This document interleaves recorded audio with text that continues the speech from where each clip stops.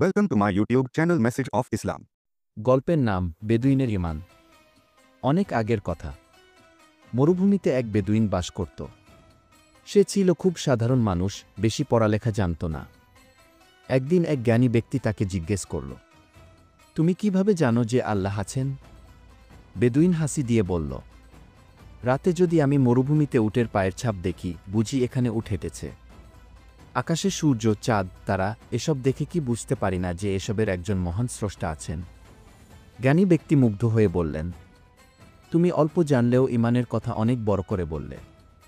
আল্লাহ যেন তোমার ঈমানকে শক্ত রাখেন। শিক্ষণীয় বিষয়, প্রকৃতিকে দেখে আল্লাহর অস্তিত্ব বোঝা যায়। ঈমান শুধু শিক্ষার ওপর নয়, চিন্তা ও বিশ্বাসের উপরও গড়ে ওঠে। সরল বিশ্বাসই অনেক বড় সম্পদ। Please like, comment and share my video and subscribe my YouTube channel.